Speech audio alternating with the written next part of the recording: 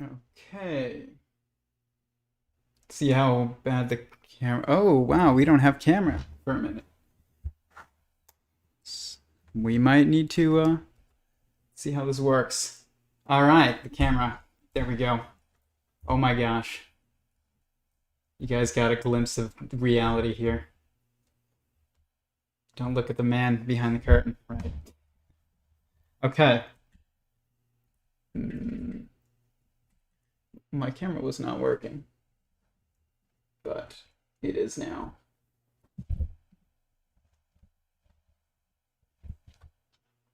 All right. Feel like the Wizard of Oz. I just blew my cover.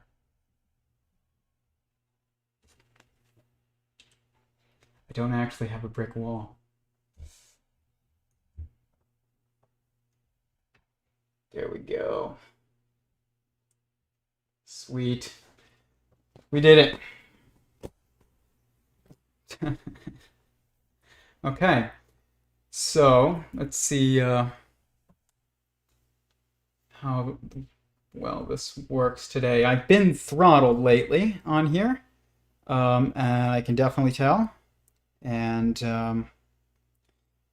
sign up for sentientsingularitycom's email list because this is a problem. I'm definitely getting throttled on here after speaking about, I think, marriage. So, we're going to go as long as we can on YouTube, and we're going to try and, grow the community regardless of YouTube's efforts to push you more and more meaningless content. But, you got to deal with the algorithms while you're dealing with them. Like I've said before, we are working on solutions, a number of them, but, follow sentientsingularity.com, sign up for the email list, follow me on social media, on Instagram, Theory of Every0ne, Instagram, Tyler Marshall Goldstein, because this is going to be not good going forward. I mean, it's going to be eventually to the point where you're not going to be able to discuss keeping goldfish on YouTube. And I'm not exaggerating at all. They're going to call it animal cruelty to keep goldfish in a tank. And so, anyone who is, searching for meaningful, deep content, this is not going to be the place to get it if it's going to pertain to morals. And, I'm not exactly sure why. I think it's because there is this like corporate, we don't judge anything or anyone type of mentality in, large corporations. But, like I've said before on here, we don't judge people. We're trying to judge actions and figure out what actions are good and what actions are not good. But, YouTube and other corporations will not have it because, they're just afraid of excluding, of that narrative excluding people from the, the product, I guess. But the thing is like, this is why fear causes everything to backfire on you, is that if you're afraid of excluding people from, YouTube because you allow for people to say things that, would, some people would find offensive, then, and you go and you try and cut people off of YouTube so that you don't have anybody, that is, offending anybody on YouTube. You're ironically cutting people out of the product, and you're making it meaningless, which is just, totally counterproductive to what's going on in the world. I mean, what needs to happen in the world, I guess, but also with what your goals are for your company. I'm definitely being throttled, though. It's frustrating. I can tell, like, every single one of my lives over the last like, I don't know, probably 3 weeks, I have had like one person show up as like what it's showing me, even though I know that I've had more than that because of the comment section. But uh, it is frustrating, man. Like, yeah, I know that it's inevitable though, and so like you have to just keep going forward and realize like this isn't for the views, which is true. But I don't know if it's notifying anyone, which is, not about the views. It's about like, do the people who want to watch the content get notifications that we're going live? I don't really know. Maybe the algorithm changed. So if you're watching this, please hit the like button, hit the bell icon, because if maybe you have been deactivated from getting notifications from this channel, but something has changed, and we've cut by like 90% of the amount of live viewers that it's showing me. That doesn't mean that that's the amount that's there, but it is the amount that it has been showing me, which is, 90%. That's remarkable. So, and like I've said before, I worked on the PragerU case, and it was my job to go and look at YouTube mainly and find areas where specific types of content were being suppressed and specific channels were being suppressed because of their content or their leaning on a specific type of content. And so I do know what to look for, and I can tell that this is definitely, it's artificial. It's not because, and this is, egoic. It's like, it's not because of the content. So it's definitely because YouTube changed something. And it went from like, dropped by 90% in one day with no change. So, that's unfortunate. But we move on, and message me privately on Instagram, and I'll send you the link to our Discord. And we have Discord conversations every Thursday, and so far those have not been able to be suppressed, and they're much more engaging because you can speak to me and I can speak to you. It's not just me speaking to you.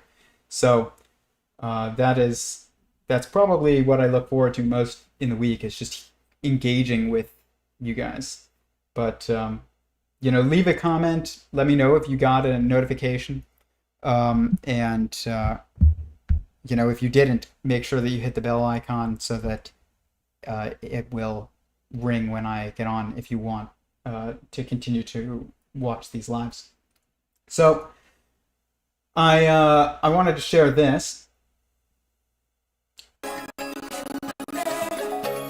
This is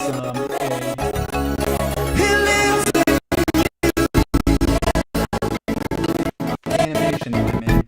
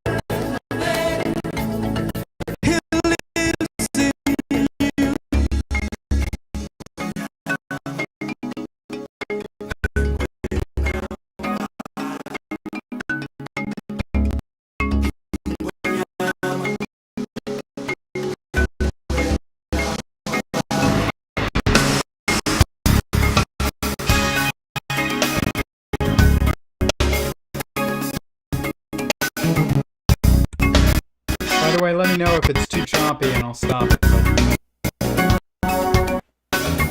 In the chat.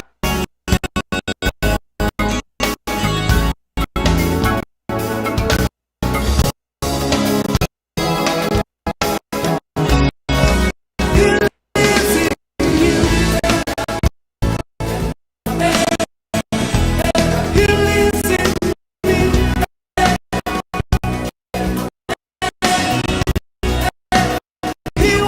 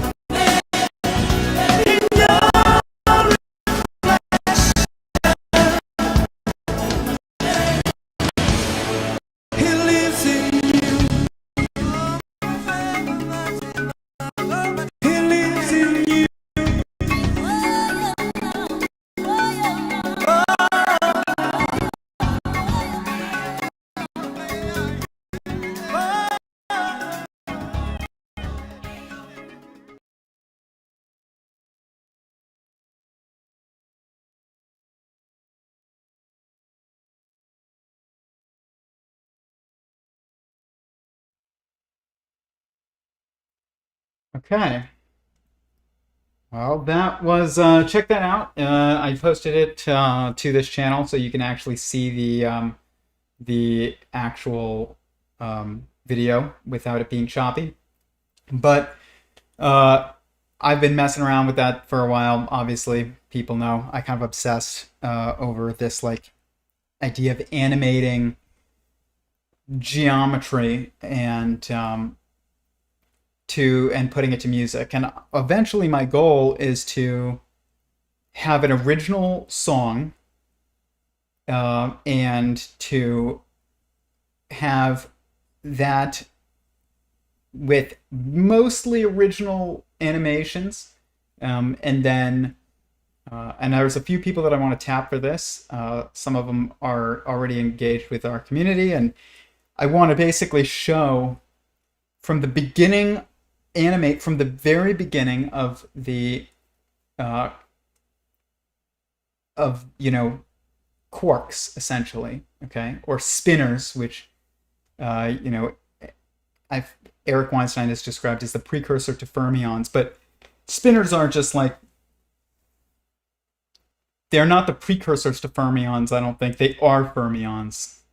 Is basically that they, unless the universe that precedes this universe in the multiverse chain is the spinner, and it's one spinner, and it has many little aspects to it, then it would be the precursor to fermions. But if it's not, and it's like, there is something spinning this world, then it is fermions, essentially. But it's not just fermions, it's quarks specifically.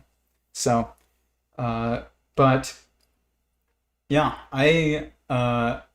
it's this has been something that has been kind of like led to some questions of mine regarding what is uh, conscious in this universe. And I've discussed this many times before, and that there is essentially this periodicity of 8 periods of or stages of sentience, as I call them, or periodicity of consciousness, and that manifest, and it goes hadron, atom, molecule, cell, organism, family, caste, and then nation or universe, and essentially. And so I have been wondering, how do all of these 8 fit together? Because when I look at them, I look at you know that a lineage, which is a family, maneuvers in time. Okay, that's where its movement takes place. It takes place over time. And then you look at an individual organism, and it maneuvers in space. And so its degrees of freedom are in space, and its constraints are in time. And then in a lineage, which is a family, its degrees of freedom are in time, and its constraint is in space. And so, because its choices are not choosable in direction in space, okay? And this is because you can choose which, who's going to be your mate in your family that you're going to build, but that is one choice, and it happens in space, but it doesn't occur over. It's not, when you look at a family lineage over time, and it starts, moving this way or that way, and it's dependent upon which choices are being made with each person that or organism that joins the family, and then guides the genes in a different direction, and so, or in a specific direction. And so, but when you look at the maneuvering space, okay, so like the hypergraph, okay, which is the decision tree. The decision tree must be looked at over time, not space, because there is no decision tree in space for a family. It's just a decision is made. It's not a tree. It's only one decision, which makes it not a tree. It's a point. And then over time, it becomes a decision tree in time, over time. And so, literally over time. So But then you as an organism, your decisions are made in space, and your constraint is time because you have no ability to maneuver over time, really. You maneuver within space, and time is just the ever-present constraint. So I had this idea that if you applied this to the periods above and below families and organisms, then you would find the same thing. And when I tried it, it didn't work. So the period below organism would be something that maneuvers in time, which would be a cell. And then below that, you would have something that maneuvers in space, which would be a molecule. And then below that, you have something that maneuvers in time, which would be an atom. And then below that, you would have something that maneuvers in space, and that would be a hadron. So I had this idea, and it didn't really work when I was trying to picture it. But then it did. And I figured this out. So, very cool. Let me show you. And this is a major discovery. Like, it literally is a major discovery. And I'll show you how incredible this is. So, if I go to here, I'm like, where's the stages of sentience? Or bot periodicity. Okay, bot periodicity. Let's share the screen. So this is the stages of sentience in bot periodicity. So, and okay, there we go. So basically, you go, a hadron is an assembly of quarks. And an atom is an assembly of hadrons. And a molecule is an assembly of atoms. A cell is an assembly of molecules. An organism is an assembly of cells. A family is an assembly of organisms. And a caste is an assembly of families. And a technological singularity is an assembly of castes. And so, basically, I assumed that in this, you would have this maneuvering in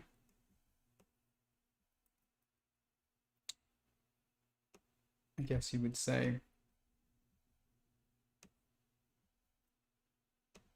this is maneuvering in time, and it's this one is in space. And then you would just assume that it would just continue. So this would be time, and this would be space, and this would be time, and this would be space. And so then this would be space, and this would be time. Okay? And so, is that working? Yeah, it is. Good. So how does this work, though? Because it doesn't look like it's not obvious that why does the cell maneuver in time when in reality we see them make choices in space, right? But what I realized is that time is really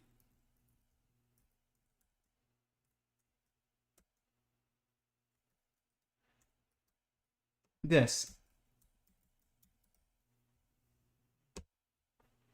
Okay. And then basically space is just it's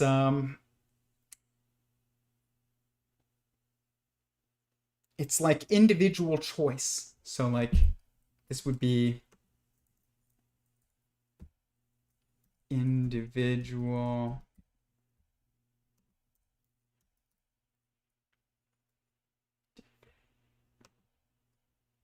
I don't know if that's how you spell individual. And then this would be individual. And then this would be individual. And then this one would be individual. And then this one would be collective. And then this one would be collective. And then this one would be collective. And then this one would be the collective. Okay, so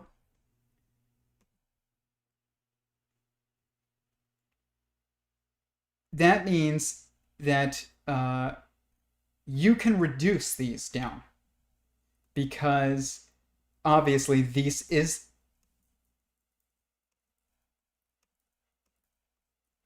body,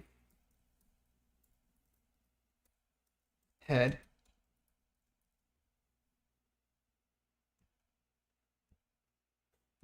okay? So an atom is the head of an assembly of hadrons.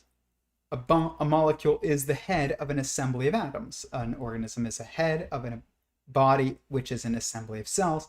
And they maneuver in either space or time, which would be lineage, a collective lineage, or an individual that is separate from a lineage. So what I did was I got this, essentially.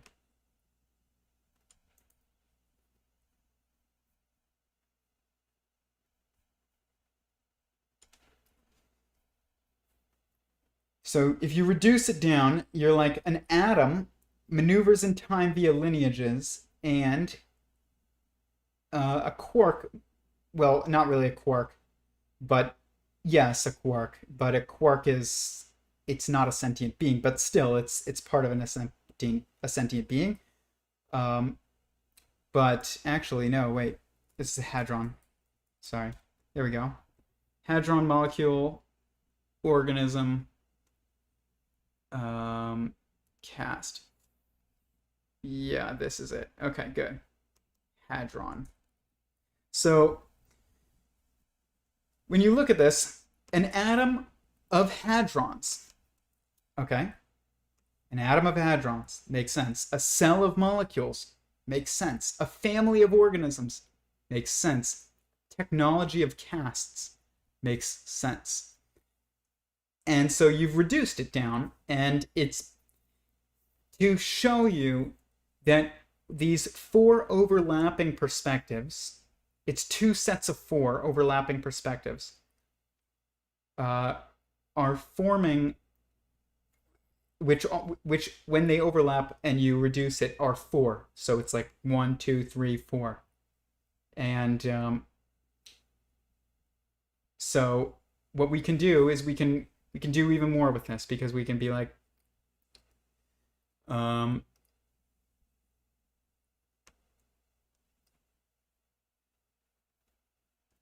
see here. Like if you wanted to look at this and you're like, looking here. This is from the outside in, I would think. Outside in. And this would be like inside out. Yeah. So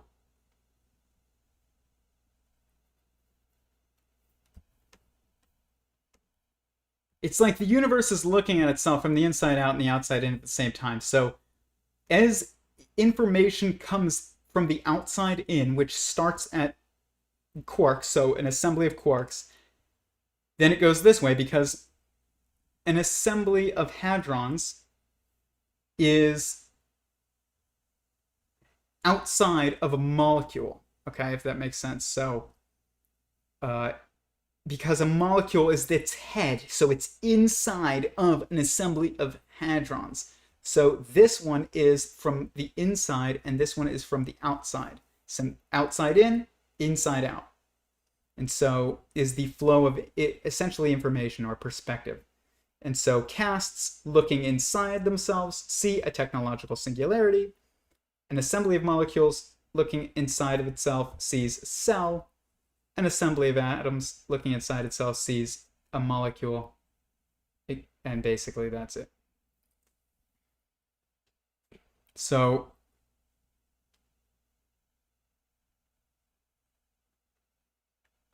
like this is a very, very profound insight, and figuring out all the ways in which you need to look at this in order to understand it is going to take time, but it's a massive discovery.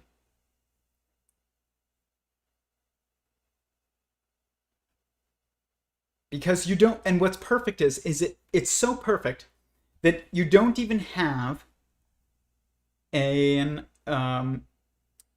like a hadron of quarks, because quarks are not sentient beings, so you don't have that. So basically um, you have just an atom of hadrons, a cell of molecules, a family of organisms, and technology of castes. And this really makes perfect sense. And I've been trying to do this for so long, but I wasn't thinking about time properly as a series of of uh, of levels in a lineage. Gosh, whenever there's an alliteration, I'm like, nailed it. But levels in a lineage. And that is what time is. If you think about like bacteria, and it goes and it just starts dividing itself and dividing and dividing and dividing and dividing. It's going through all these lineages, and it can adapt much faster than people, because people can have kids, every 20 or so years, 30 or so years, is when they start reproducing. But bacteria just reproduces in, minutes, and well, some of it at least. And you can just get, 1,000 lineages overnight. But you can't do that with a human. But its time is moving faster. Okay, so this is, I think that time is dictated by lineages, and the change, and the just the flow through lineages will dictate how time unravels in. It will dictate the flow of time in the universe, because it's about, if you think about time, okay, and you're like, time flows slower as you go faster, okay? And the reason for that is because it has to slow down when it's processing a lot of information. If the universe is a computer, it's processing lots of information as you go faster, because it has to load lots of things very quickly. Like if you're going fast in a video game, it has to load everything in front of you quicker than if you were going slowly. And so it slows down time for you, and it's not perceivable by you, but it is perceivable by those around you if they are not included in this, in the slowdown of time in your locality, because they're just not around you.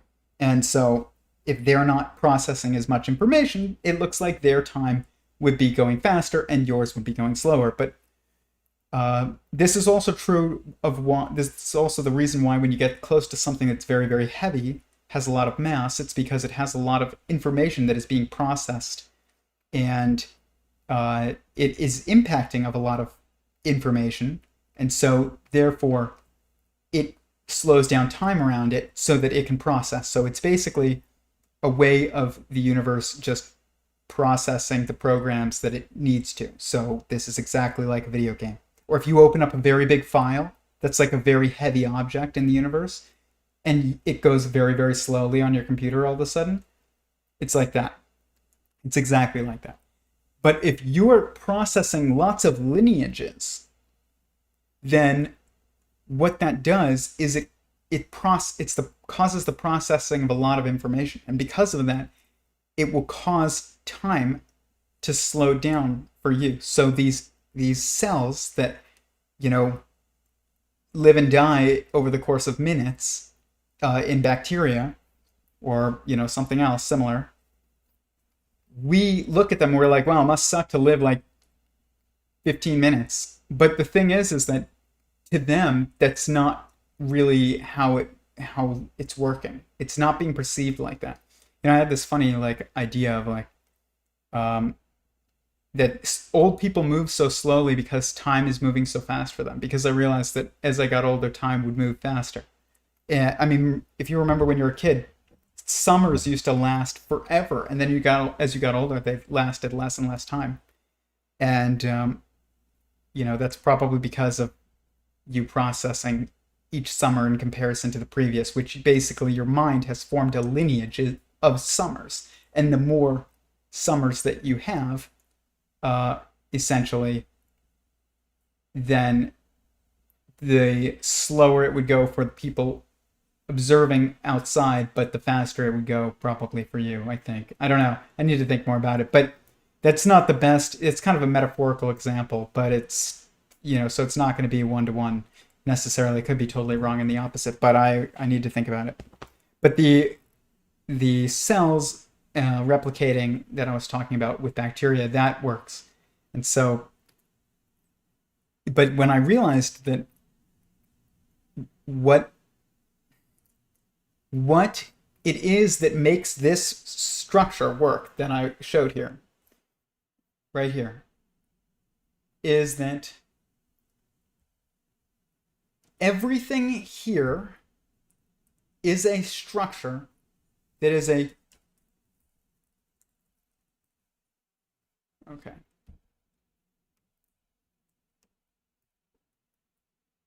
replicative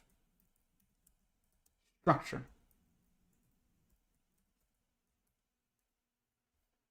Okay.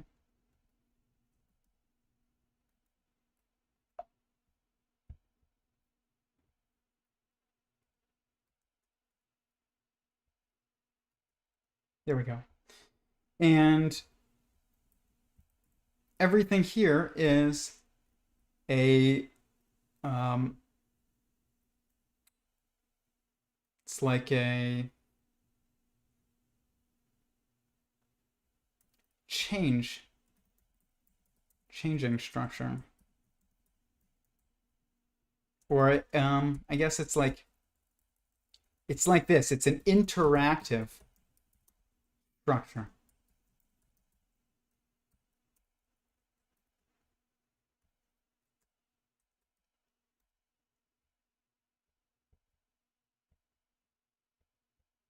Okay.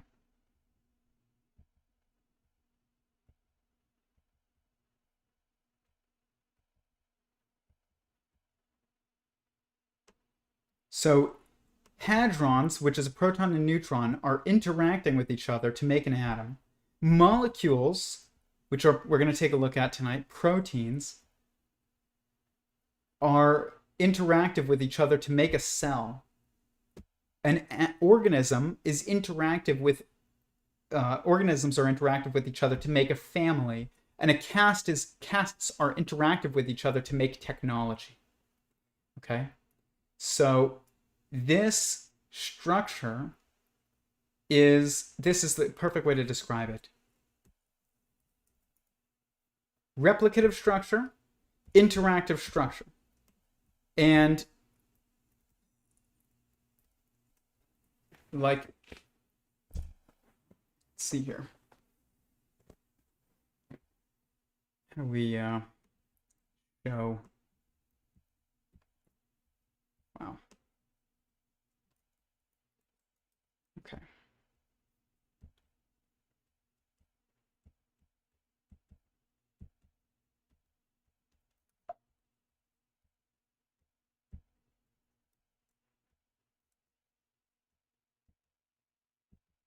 Okay.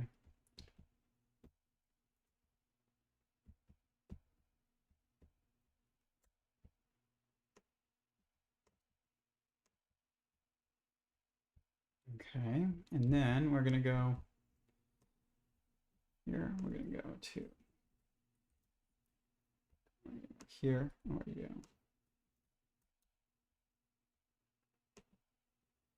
Yeah.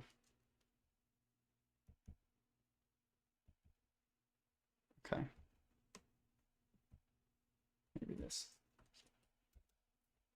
Yep. Okay. And then here we'll go about this one. 2, 3, and 4. And then we will go 1,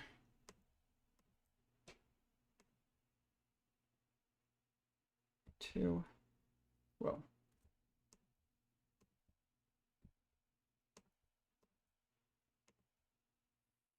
3,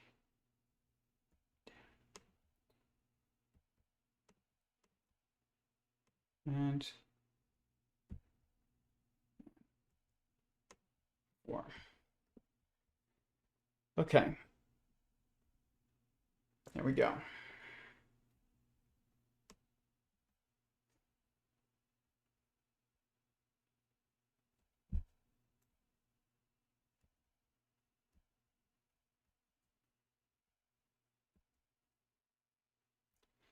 So this is fascinating now because now we need to find the periodicity within each one of these, or the interaction between each one of these. And so that is going to be, how's it going, Torin?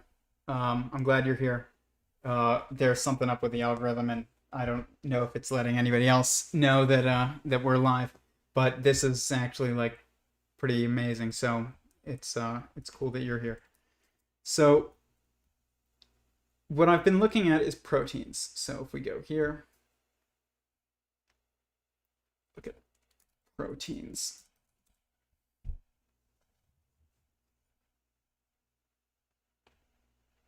The 4 types of proteins: primary, secondary, tertiary, and quaternary. Okay. So what proteins are is they are structures that move. Okay, so they bend, and this is like the protein folding problem in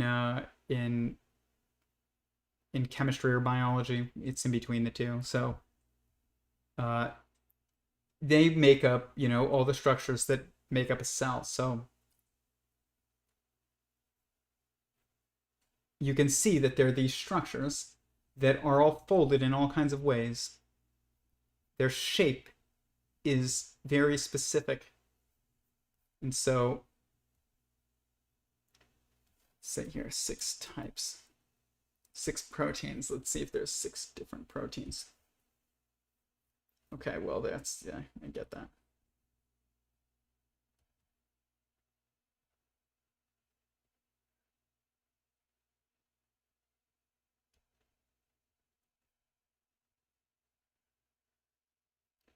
Okay, so I'm predicting that there will be 6, but it'll be 4/6. It'll be, between that in some way. Fluid and acid base transport.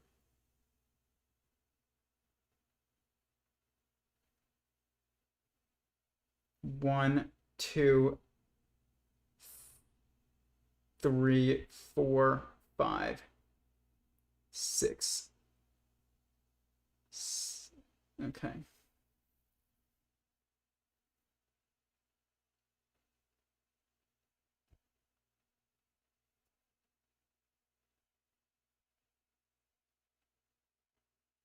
Well, now there's 9.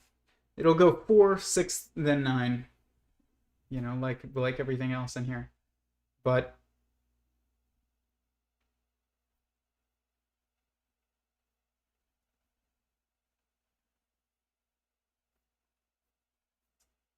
three, 4, 5, 6.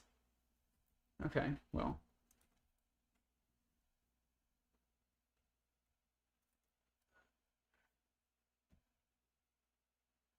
Energy.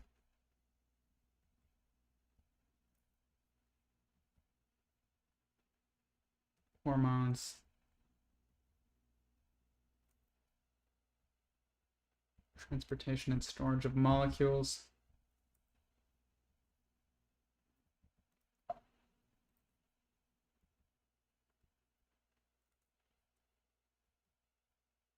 Antibodies.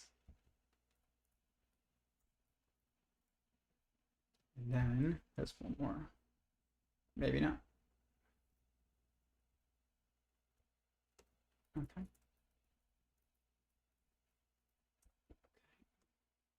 Yep. No, there's one more. 1, 2, 3, 4, 5, 6. What am I missing? Enzymes. Okay. So with families, there is essentially, I guess, I don't think that this was actually the right way to do this. I think it's going to be like this.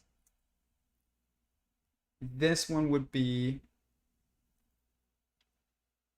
6, and this one would be 4. Or maybe it's 2, and then this is 3.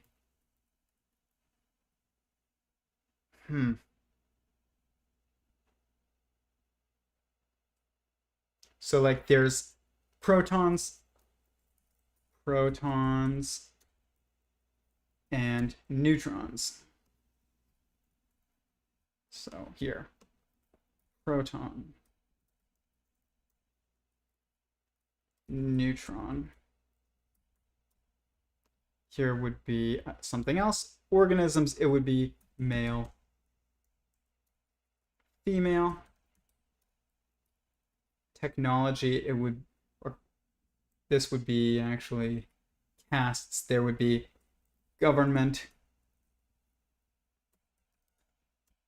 and market. But really, it's this one actually. Government is female, market is male. And then you have cells and or molecules, and they would be, what is it, DNA and RNA? Let's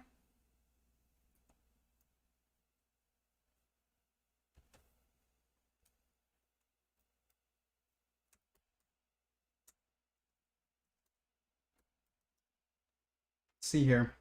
The two main types of nucleic acids are DNA and RNA. Both DNA and RNA are made of nucleotides. Okay. Each containing 5 carbon sugar backbone, a phosphate group, and a nitrogen base. DNA provides the code for the cell's activities, while RNA converts that code into proteins carry out. Okay, so RNA is definitely female.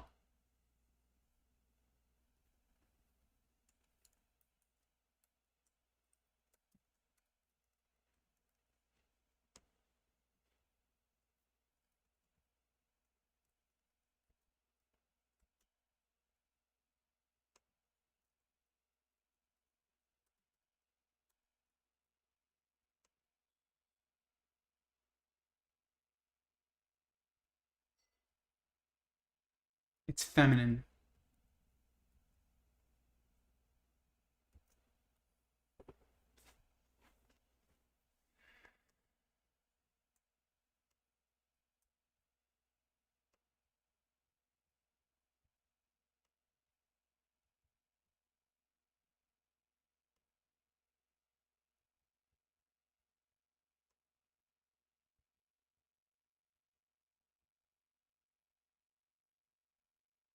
Really, I'm gonna need a new sheet, I think.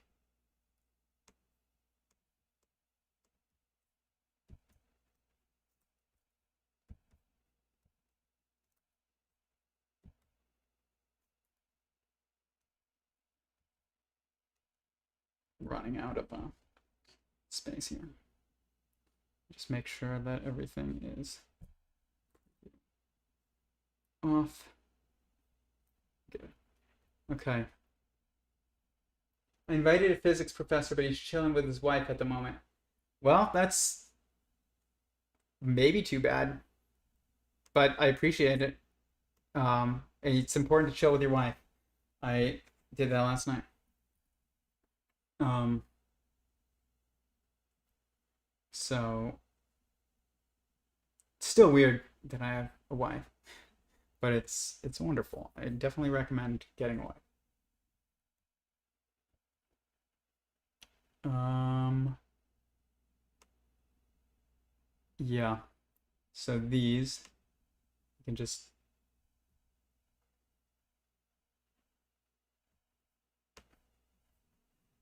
make that kind of obvious.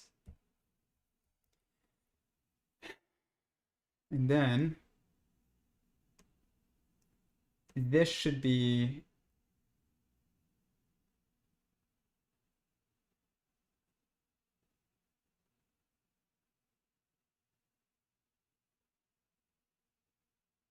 there should be some type of structure here too that we can make. So it's protons and neutrons, DNA and RNA, male and female, and market and government.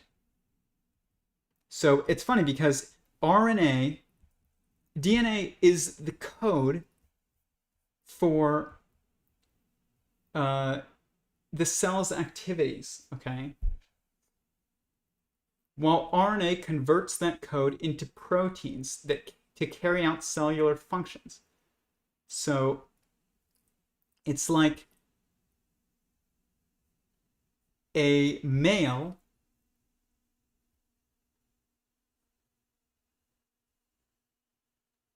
dictates everyone's functions in the family, but then a female converts those functions into usable energy. It's like the breadwinner and the homemaker really is what it is. We can say it's male and female, but it's the breadwinner and the homemaker. And it is that, like, it is male and female here. That doesn't mean that women can't be the breadwinner. They can in today's society, especially. And men can be much more the homemaker. But I guess you would say it's like, but it's difficult because if I say that here, then we have to discuss how males are able to see self but not others, and then females are able to see others but not self, and females are reactive and males are active. So it's like this becomes kind of complicated, but we'll just keep it at this for now, because it's females who raise the children. Like that's just why we would keep it here like this, I think. But the government takes care of everybody, and the market makes it dictates what is kind of needed in a way. It's like where all the information actually gets created or is contained, and then it is dictated what is done with that information by the government. And it's like men figure out how to do things, and women figure out what men need to do. Like, so men figure out how to know how to change a tire, or figure out how to change a tire, but like women are the ones that are like, we need the tire changed because the tires pop or something. We need more food, so go get it. DNA and RNA, same thing. Protons and neutrons, same thing. Their charge is dependent here, and they are charged positively here, and then charge dependent. But feminine and masculine are two perspectives that switch. So like males are feminine to God, but females are feminine to men. But then children are feminine to females, and females are masculine, or women, mothers, women are masculine to children because they tell them what to do, which is, that's what it means to be. It's not even tell them what to do. It is that they are supported by. That's a much better way of putting it. Everybody cringes at the the higher up in the hierarchy tells the lower one what to do, and that's an emergent structure. It's not intrinsic. What is intrinsic is that the lower structure is supported by the higher structure, which sounds like it makes almost no sense, but that's not It's that the family, which is, you know, the uh, the homemaker, is supported by the breadwinner, and RNA is supported by DNA, and the neutron is supported by the proton, and government is supported by the market. And that's true.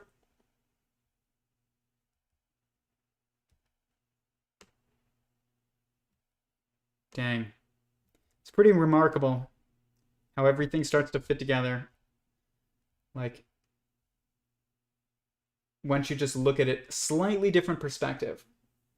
Universal truths through all levels of organization. Yes, exactly. His only criticism so far is of your math. Not sure how much he watched. My math? What math? I don't know. I'd be curious to see what he criticized about my math, but I mean, it's pretty, because I just, that doesn't make sense to me, but I am curious, because this is Excel, you know, it's doing the calculations, unless I'm applying a calculation in a place where he thinks I shouldn't, but I don't know. If he says anything about that, I would like to know. I'm not being, you know, defensive either. Like, but I just would be curious, because that doesn't make sense. You know, everything here, I don't know how, this is like the most math that I have in my work, and is in this structure, and like examining the math of this structure. I haven't even touched on it tonight. But I would like to know.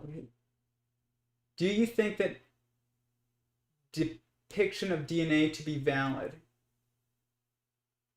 As far as I can find, the only alleged real photos just look like lines. Yes, I do think that basically, like, the double helix is correct, because my cosmological verse shows that the double helix structure, this structure right here, is a double helix. It's a 19 by 19, two 19 by 19 overlapping squares, which is, this is the math of the double helix, right? Where is it? Right here. So you have the A form, B form, and they overlap, and you've got Z form. And it's a, you know, the helical diameter of each is 19. Base pairs per turn here. You can see they sum to 33. Not a coincidence.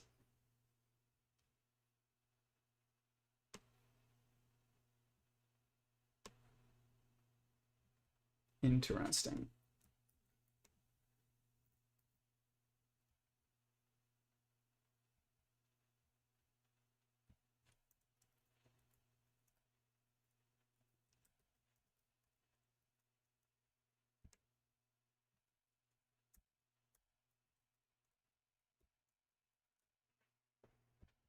Huh.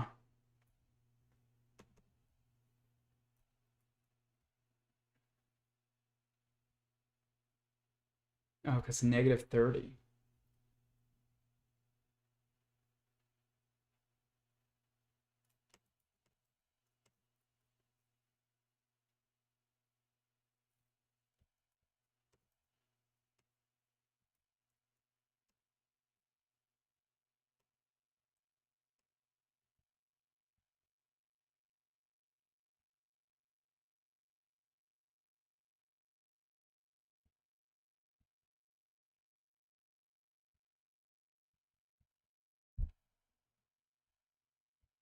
Yeah, DNA is amazing, but its structure is not just DNA. It's, I mean, we're going to find out the blockchain has the same structure as DNA. It's just the pattern of that's found in the center of a hop vibration. So when you're looking at at this thing, is it here? This thing, this structure that's spinning inside out and outside in at the same time, is the structure that is DNA. But if you're sitting inside that structure and you're looking at the center, you would see a double helix. That's what it comes from.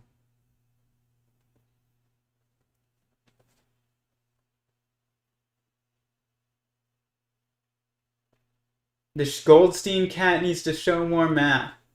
There are some things he says that gives me a strong indication that he is not a trained physicist. I'm not, so that's fine.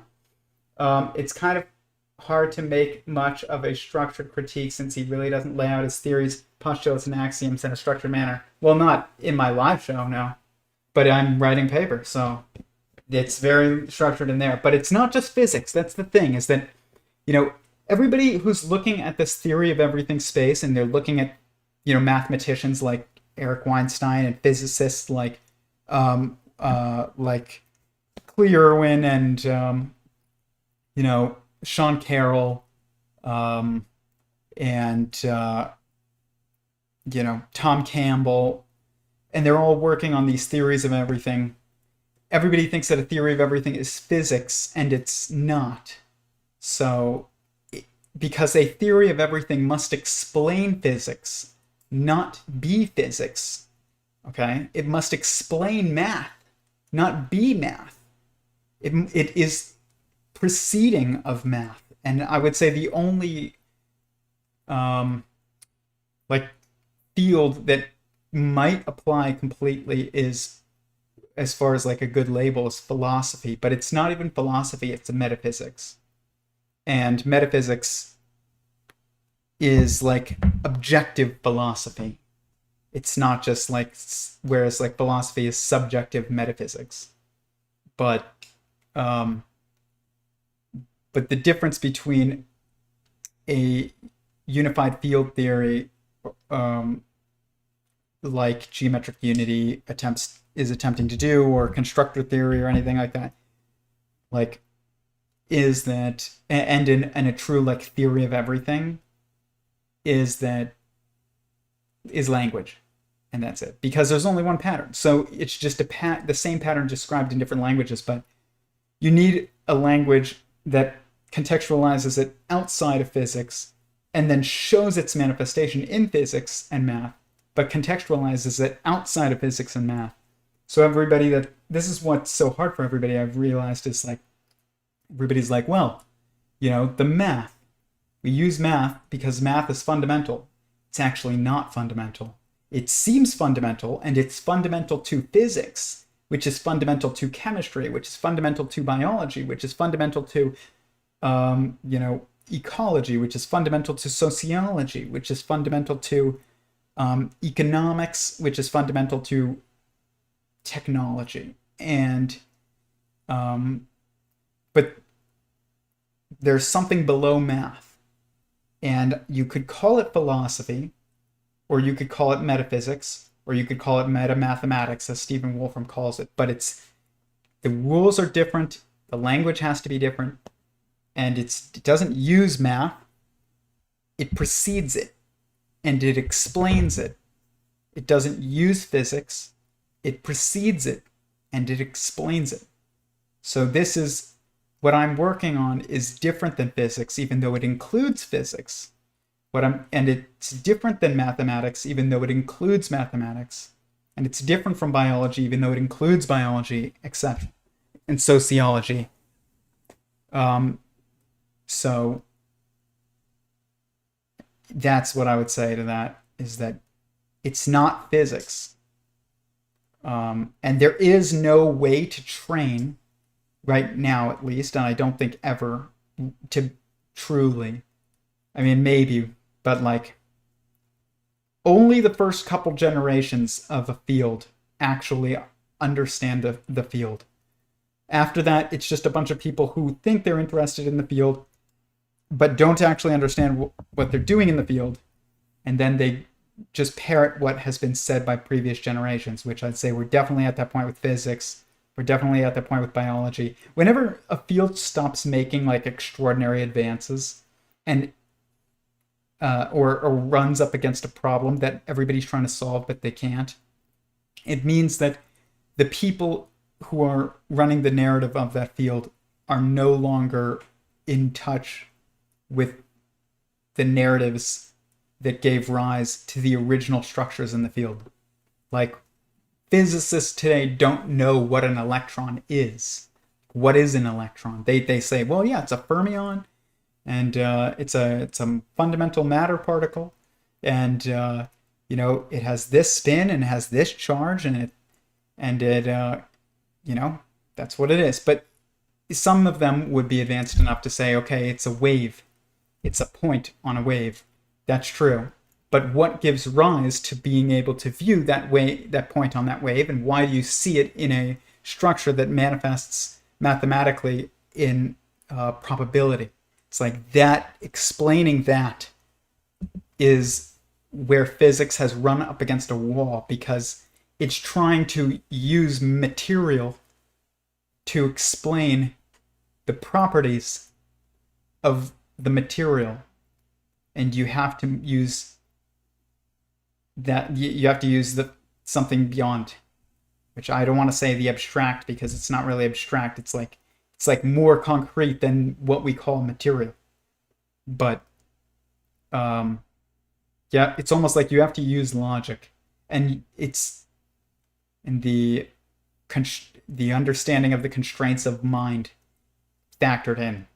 And like, we tried and do this with quantum physics a lot, but it doesn't ever really go anywhere, because people are like, they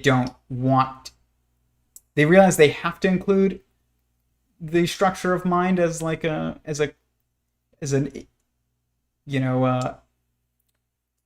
the contextualization of the results of an experiment, but they don't want to make mind concrete. They're just like, it's just a factor in interpretation, versus like it is the cause of viewing a point. So it's like, that's different than saying like, you're influencing the experiment. You're not just influencing the experiment. Like, it's beyond that. It's interesting to me, since he also has so many thoughts and interests that overlap with ours. Honestly, it will forever be interesting to me that so many people that you think have thoughts and intersect with or overlap with yours will not be interested in this kind of thing. And it just depends on their subconscious being able to accept that consciousness is fundamental to existence. It is an intrinsic aspect of existence. And if their subconscious realizes that that is what this is suggesting, and they don't want that to be the case, they will react with hostility, not just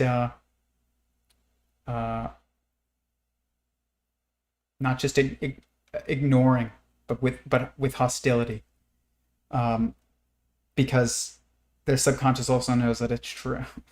I think so. It's threatening. If something isn't true, it's not threatening, and but if something is true, then it's threatening, because like, I mean, I would say if something is actually true, it's not threatening to anything that's actually important. But if you put importance on something that isn't actually important, then you will view the truth as threatening. And that's really, I mean, that is idol worship right there. Like, that's the explanation of idol worship. I got these new geckos. They're called Lygodactylus kimhowelli. And I've kept them in the past, and I'm now keeping them again. And I put them in their enclosure a couple weeks ago. And I can see them like running around and playing and chasing each other. It's pretty entertaining. But I need to like focus on talking to you guys.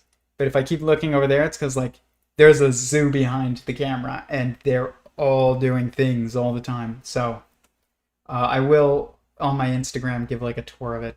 But again, I have in the past, but it's grown quite a bit. It looks pretty awesome. But I can see it's like a row of geckos, another row of geckos, another row of geckos. There's like snakes over there, and like 1, 2, 3, 4, 5, 6 rows of snakes, 3 rows of geckos, and there's like lizards in the back. I can't see from here, but they will make lots of noise sometimes, and you'll hear them.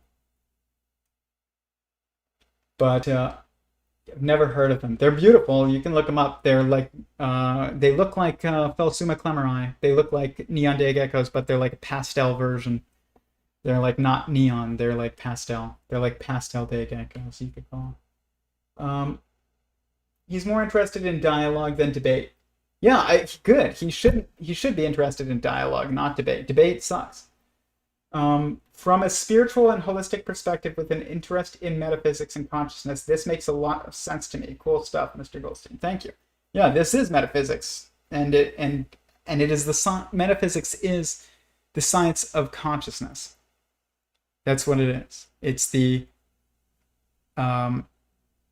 contexts and freedoms and constraints of degrees of freedom, contexts, and the contexts that give rise to the freedoms, the degrees of freedom, and constraints of consciousness. That's what it is. And the structure of consciousness. So, but we have lost metaphysics because quantum physics is basically metaphysics, but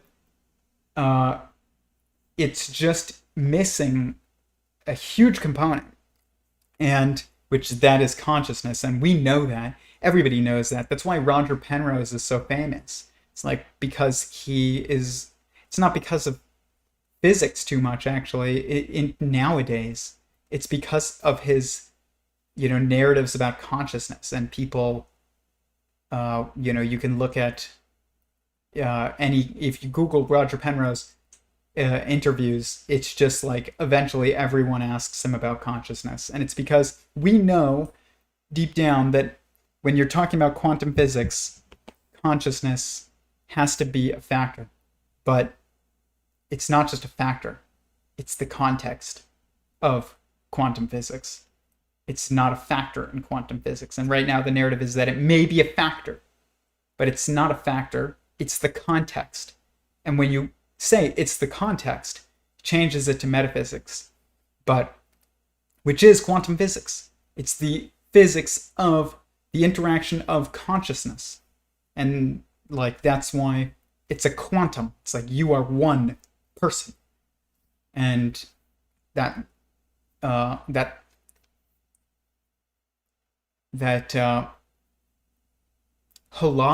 I think it's called in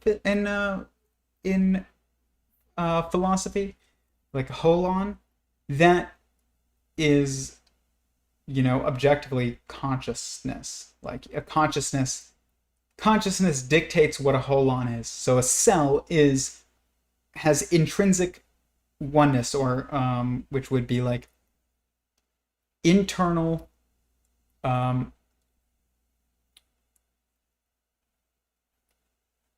like what is it? Not correspondence, but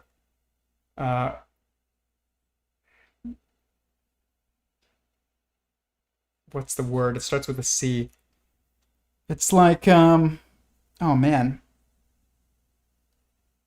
this is gonna bother me a lot.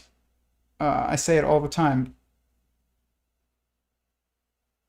Oh my gosh, it'll come to me. I don't want to sit here and be silent in front of you guys, but it will come to me in the next few minutes.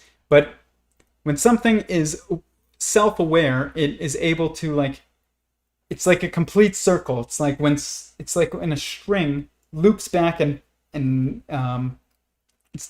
hits itself. I can't take my ring off, but a ring has no beginning and no end. Versus like if it's broken, then the string of information ends at a specific point. And that can't be, because information has to go on to inform someone who is then informed and then is able to inform. And then it just this cycle is just a cycle of information. And so it's without beginning and without end in a way, but in another way it does have a beginning and it does have an end. So it's like a structure that it's like the universe it's objectively symmetrical but subjectively chiral, as they'll call it in physics. It's like consciousness is objectively um, unending, but subjectively, it's objectively infinite, but subjectively finite. That's what it is. It's subjectively finite, objectively infinite. So, like, you know, a lineage, exactly what I'm talking about. Cell has the perspective of itself as being finite. It's like one cell. You're one person. But then if you have kids and they have kids and they have kids and they have kids and they have kids and you have like this lineage structure, it's an infinite generation of consciousness, of information processing. But if you're just taking you in your singularity, then it's going to be a finite structure. And this is this discreteness that is like required of structuring things is due to the constraints of mind. So like you have to have discrete perspective that is discrete, which means like able to be broken into little bits. And that's because if you destroy that, then you can't focus on the relationships between those bits of information. And if you just get, you could call it information, but it's not really information, just like data. But there is no understanding of where each bit of data relates to another. Then basically you've destroyed the bits when you destroy the discreteness, and therefore you destroy information. It's literally gone. So you have to have discreteness in information, which is why there is a pixelization to even how we perceive, space-time. There's the Planck length of time and the Planck, length of space. But that discreteness is, I would guess, variable, probably, depending. And the reasons for that is complicated, but it's always there. You can't get rid of pixelization. That's what I mean. You can't get rid of pixels. Like if you were to say, I'm going to make a pixelless existence, or even a pixelless TV, it's going to be so high resolution there will be no pixels. You will lose any resolution. There will be nothing that you'll be able to make, because it is the relationship between those pixels that makes the big picture. And if there is no pixels that are individualized to relate to other pixels that are different than it, then you can't form information. So you literally could not form a picture on a screen, which is information.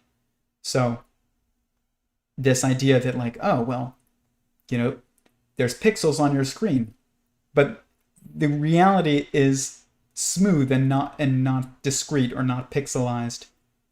That's not true. Everything must be everything is objectively pixelized or like discrete, but everything is subjectively kind of like could be considered smooth. And you could switch that and be like, it's objectively smooth, but it's subjectively discrete. But the reality is that then you get to how many existences are there? One. Okay, so now existence is discrete again. So it's just it's an inevitability.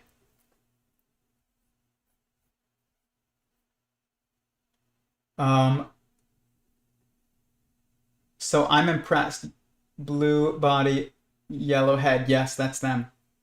That's Lygodactylus kimhowli, the geckos that I got. They're very cool. I've read them before, and they're very awesome.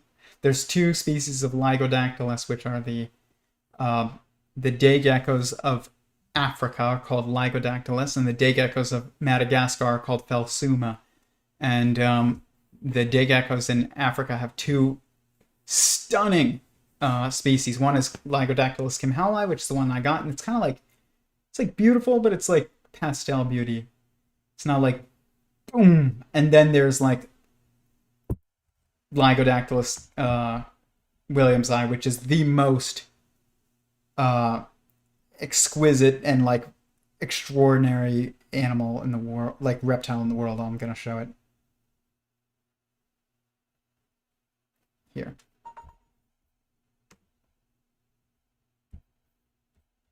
Just so you guys can see it.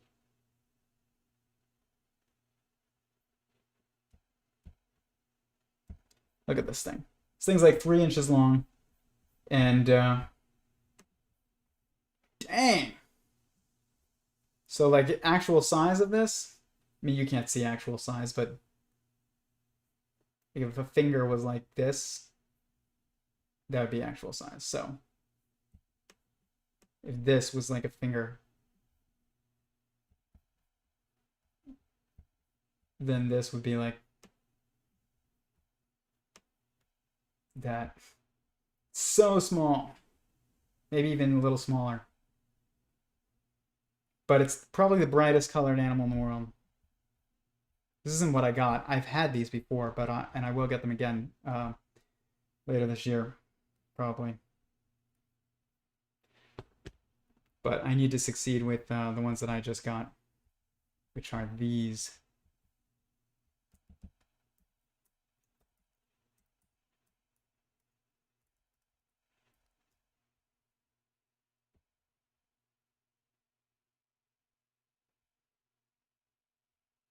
Yeah, they're beautiful.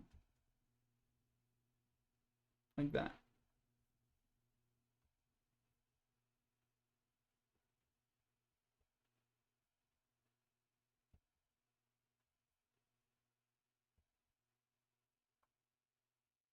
Geckos are awesome. But back to physics. Physics, kind of. Physics, lowercase physics.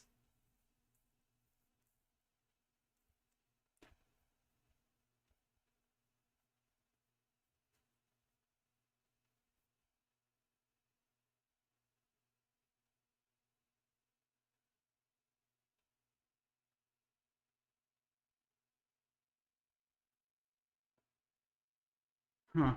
Nucleic acids. Khan Academy.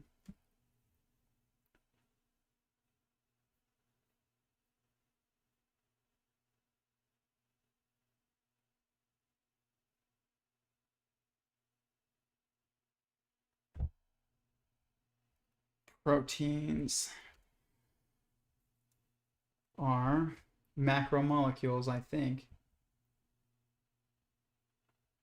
Are large biomolecules or macromolecules. Yep. Macromolecule is a very large molecule, such as a protein. Thousands of covalently bonded atoms. A covalent bond is a chemical bond that involves the sharing of electron pairs between atoms. These electron pairs are known as shared pairs or bonding pairs. And this stable balance of attractive and repulsive forces between atoms when they share electrons is known as covalent bonding. For many molecules, for sharing electrons, each atom to attain the equivalent of a full valence shell. Dang. Like, think about you as like a hadron. And it's like you in a relationship is sharing with the opposite sex repulsive and attractive forces. A stable balance of attractive and repulsive forces. So really like not understanding each other, understanding each other. It's not really like repulsive. It's like something that causes disconnection, which is something that is like a lack of understanding. See, but when you start doing this, people are like not having it a lot of times if they're trained by academia. But the thing is like people who think about things like this are always not just going to be, they always are those who make like leaps and bounds. So like we look at like double helix, Watson and Crick.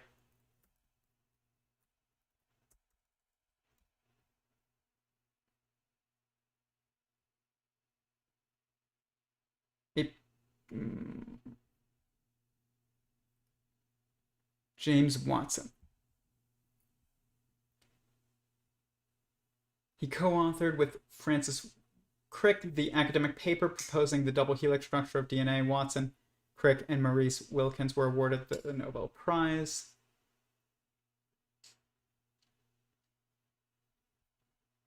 Early life.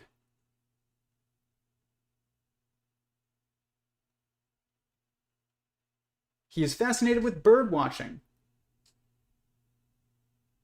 He considered majoring in ornithology. I was fascinated with reptile watching, and I considered majoring in herpetology.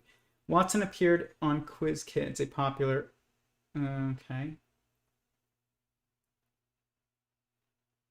After reading Edwin Schrodinger's What is Life, Watson changed his professional ambitions from the study of ornithology to genetics.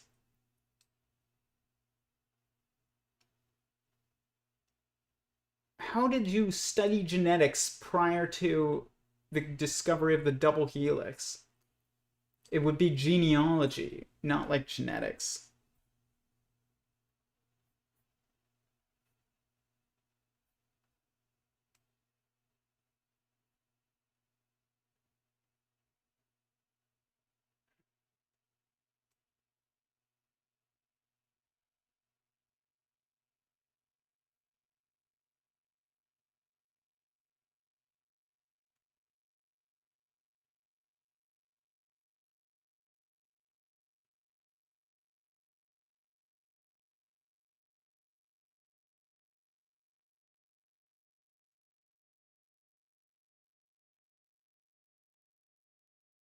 In his autobiography, Avoid Boring People, Watson described the University of Chicago as an idyllic academic institution where he was instilled with the capacity for critical thought and an ethical compulsion not to suffer fools who impeded his search for truth. In contrast to his description of later experiences, Watson left the university to become a graduate. So in contrast to his description of later experiences, so what later on he was like, actually these people weren't very helpful, that would make much more sense.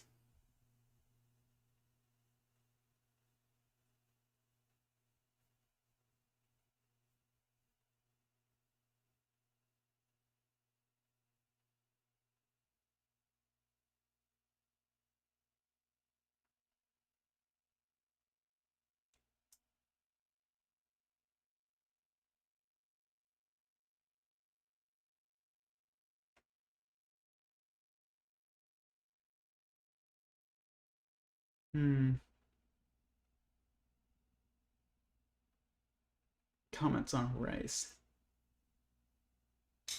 Watson suggested a link between skin color and sex drive, hypothesizing that dark-skinned people have stronger libidos.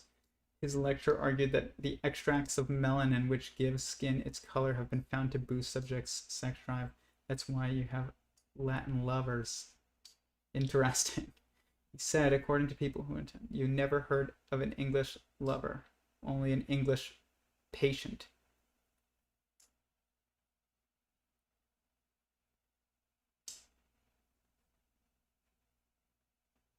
He also said,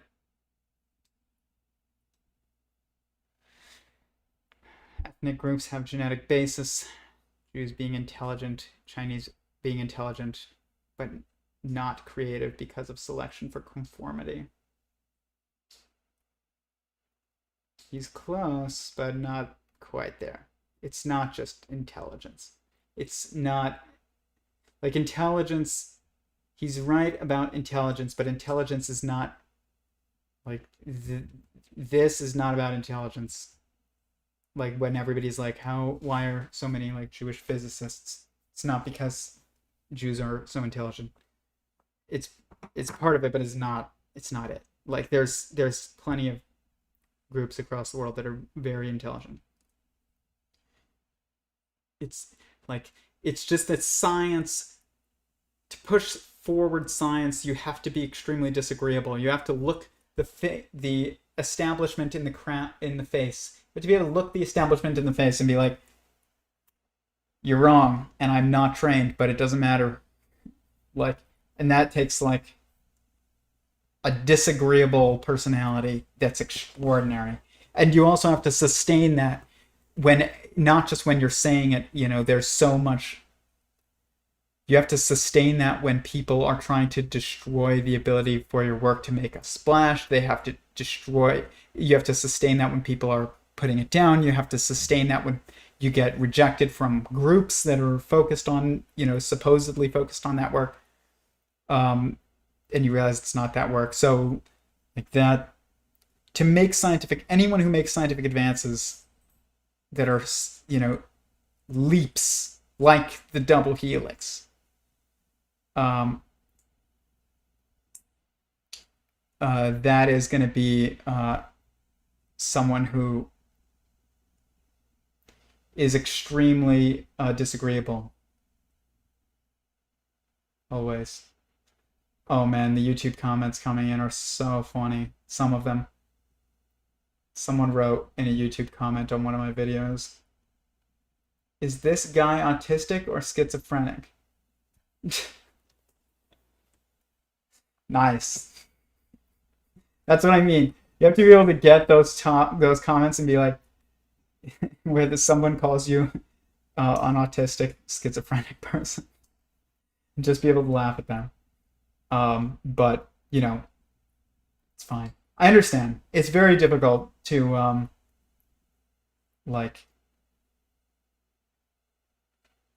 if you can't see what someone else sees, you're gonna think that they're,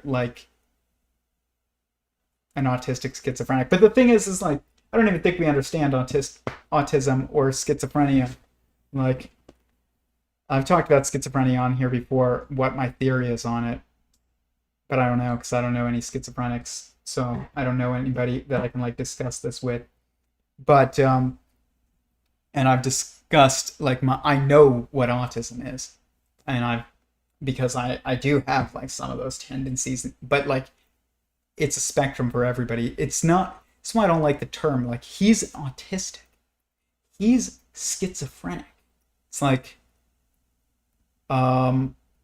where's the line?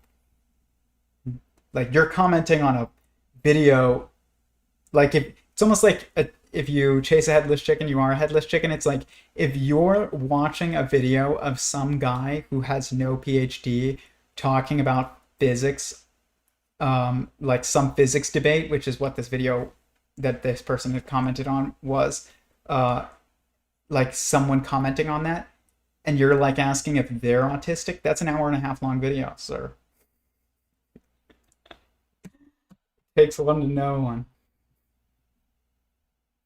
It's pretty fun. I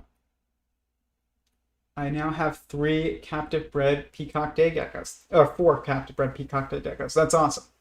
I want some, but eventually. They're my favorite of any Phelsuma. My second favorite Phelsuma, which is the Madagascar day geckos. Well, birds and fish are great and all, but I prefer the most obscure herps for whatever reason. Me too.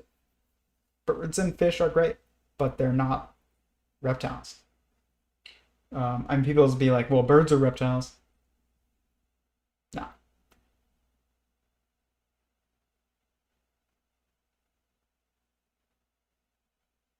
What is it that herps and such active interests only in very few people? Well, with reptiles, it's because snakes are dangerous, I think.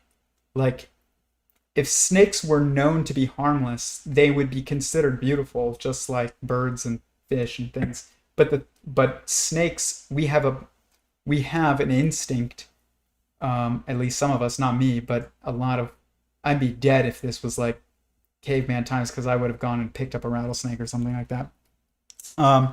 But probably not. Because I never have done that and gotten bitten before. It's not like I've relied on modern medicine to save me from that. But I know that they're dangerous, and but still, most people have an aversion that's natural, an instinctual aversion to snakes, and anything similar to snakes, which would be like worms and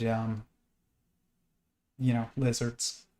But it's because they're dangerous. And same thing with worms, though. Worms are associated with like parasites. They're not good, or rotten food. Why I give that diagnosis? Uh, a 7 out of 10. Clearly, Tyler is insane, but is he really? What about when Seth Rogen takes off his glasses? Why do we like snakes? I don't understand the Seth Rogen comment, but I'm guessing it's fine. Why do we like snakes so much? Because they're the perfect machine. That's why. I did a whole like stream about it. And I'm gonna do it again, but it's the stream where I got bit. I was talking about snakes and how because they don't have limbs, they have to have extraordinary adaptations with their head and body that allow them to overcome the lack of limbs. And those adaptations are fascinating, and it makes them the perfect machine. Like their structure makes them the perfect machine. We are the perfect machine constructors, and they are the perfect machine.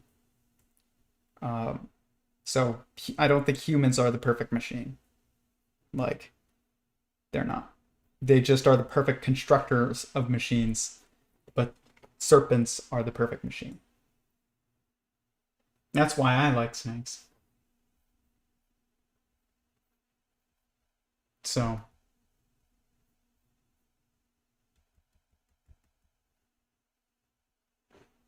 interesting.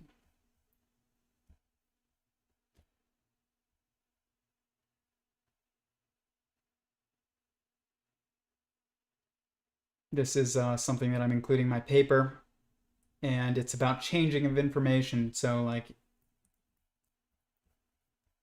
it's almost out, but you're like, you need to change all the ones to zeros and zeros to ones. How do you do that while preserving coherence? That's the word that I meant to say earlier. You have to preserve coherence, which means you have to use the information contained within this to change this. You cannot use your memory outside of this in order to change it. So, like, you have two options. One of them takes 16 steps. So you go, remember, you have to change all zeros to ones, all ones to zeros. So you're like, this would be 1, 0, 0, 0. And this would be 0, and this would be 1, and this would be 0 and 0, 0. And this would be 0 and 0 and 1 and 0. And then this would be 0, 0, 0, and 1. And that's 16 steps. But if you wanted to do it in 4 steps, then you'd be like, or 3 steps, you would go Control Shift H, and you're like 0, replace all with 2. Or wait, you could do Control Shift H, replace ones with 2s. Okay. And then replace all zeros with 1s. And then replace all 2s with 0s. And there you go. So 1, 2, 3 actions to preserve coherence of information.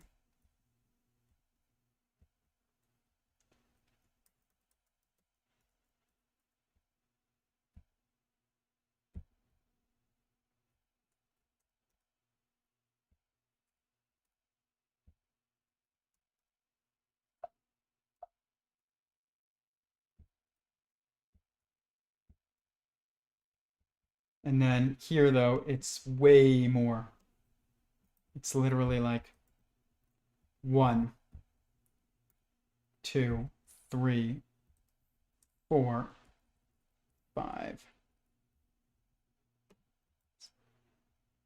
Whoa.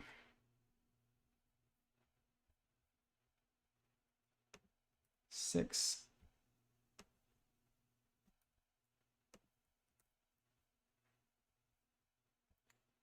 And 1, 2, 3. That would be 6. That would be 12. And then you would need 4 more. So there.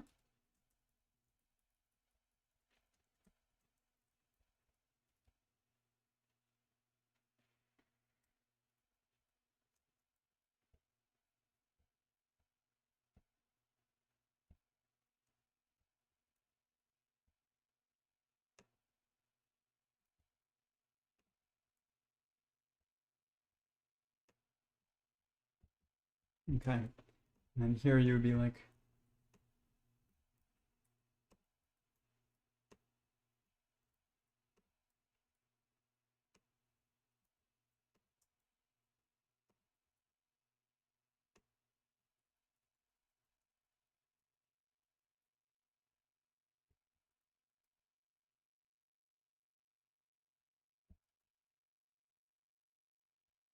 this would be 3, 4, 5, 6, 7, 8, 9, 10, 11,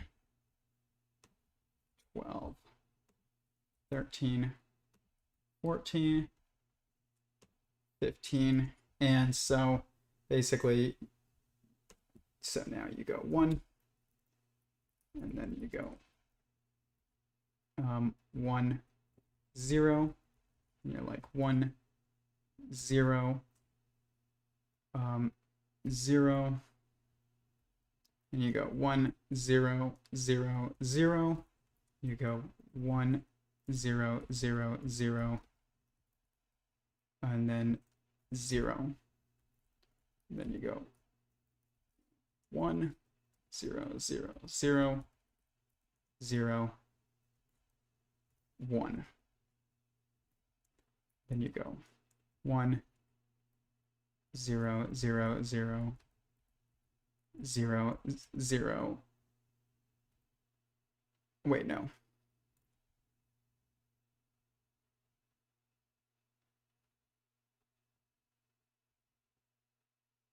Hold on.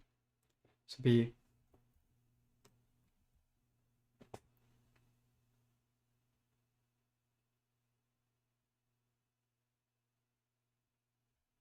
yep, yep, yep, yep, yep. Okay. Yep. And then 1, 0. Yeah. And then here it would be, this would be 0. And then here would be, this would be 0. And then here would be,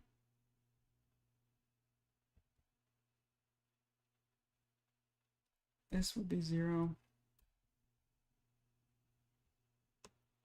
And then here would be, this would be 1. And then here would be, this would be 0. And then here would be, this would be 0. And then here would be 0. And then here would be 0. And then here would be 1. So 16 actions compared to 3. Okay? So here's the origin,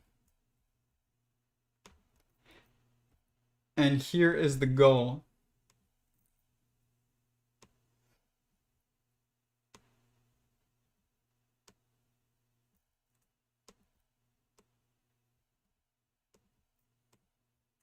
Initial state, goal state.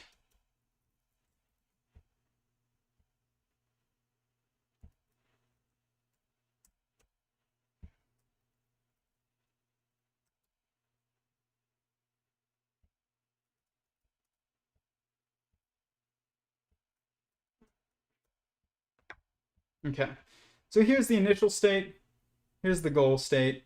You need to get from this to this, or from this one to this one. How do you do it? You can either take this path,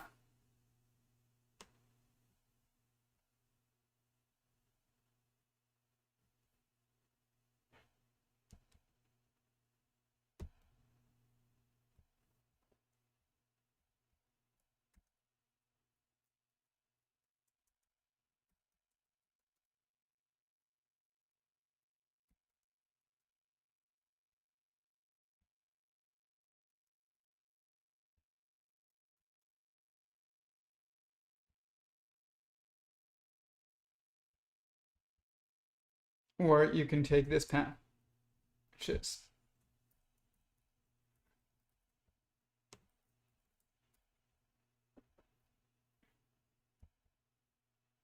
actually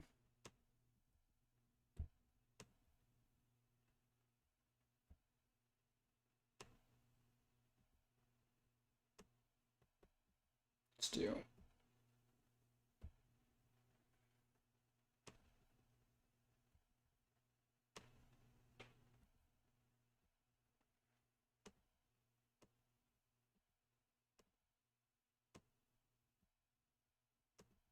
this one would be 3 steps.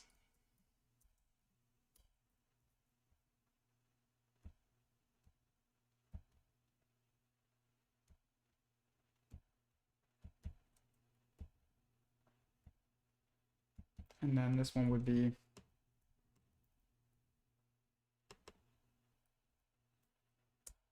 16 steps. So which one's more efficient?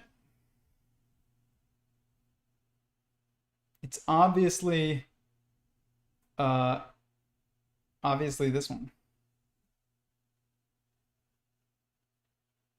And so what's interesting is that this is 4 primary perspectives. 1, 2, 3, 4. Separated by triality. This is 16 perspectives.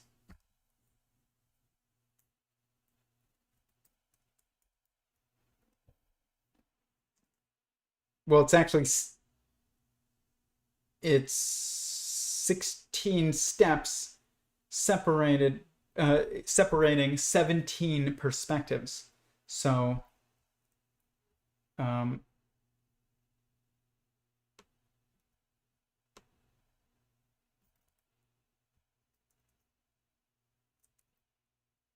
this would be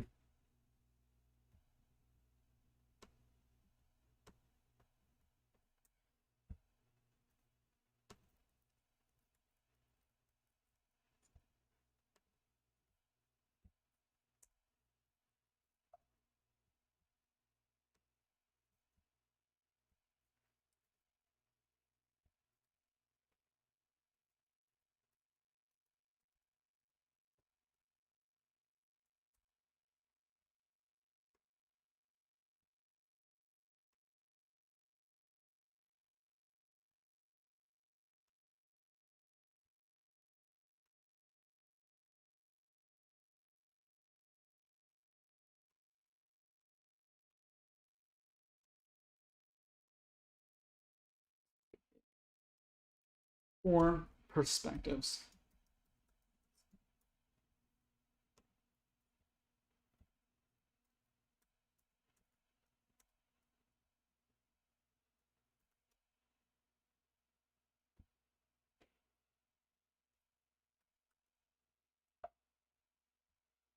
And this would be like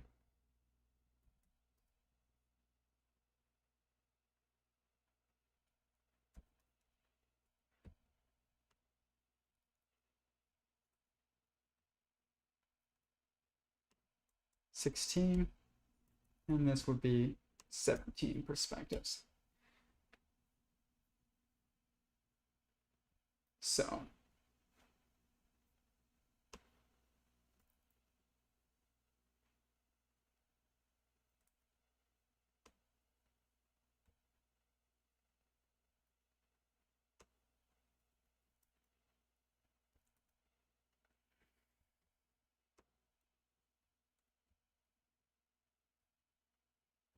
there.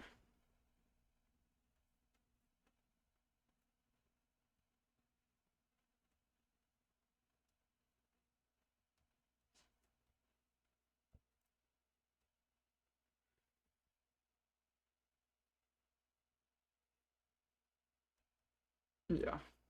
Option 1, 4 perspectives, 3 steps. Option 2, 17 perspectives, 16 steps. It's so much more information that has to be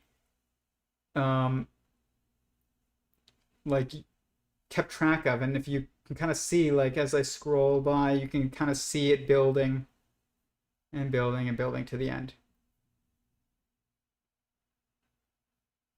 You can't just be like, oh, I remember which ones are 0 and I remember which ones are 1s because just I remember 0s go through the center. You can't do that. You then are relying on information outside the system, okay, in order to bring coherence to the system itself. And you can't do that. You have to rely on information within the system in order to have coherence.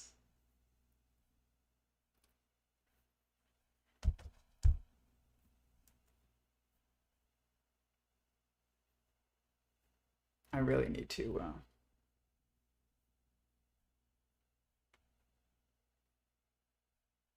just copy this.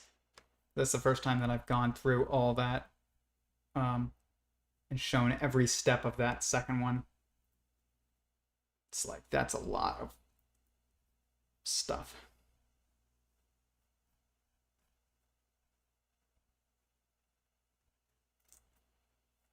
And then, yeah, I need to clean this up.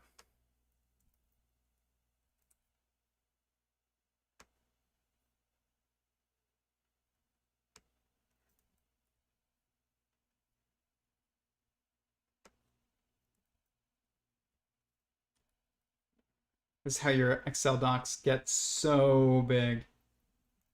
See that? You don't want that.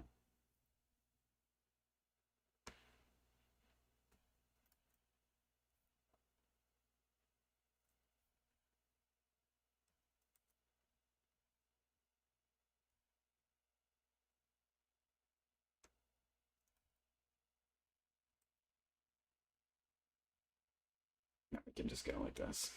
Boom.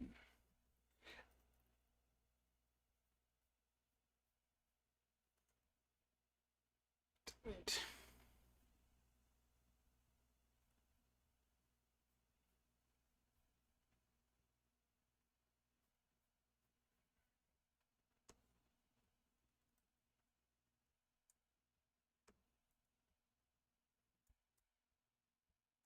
Dang. Way too much work.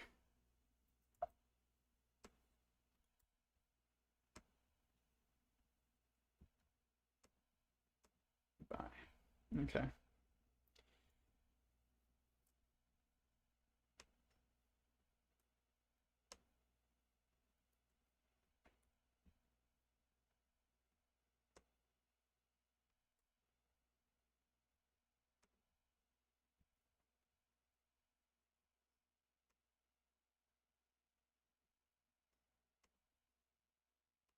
It's important to clean your room, bro. Which is same thing is also true in Excel. You can't use Excel properly if you're not going to keep things tidy. and it will start to get insanely difficult to calculate everything.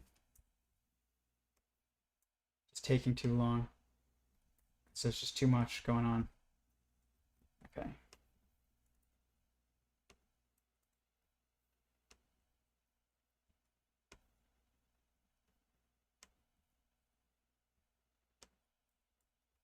Okay, there we go. All right. Sweet.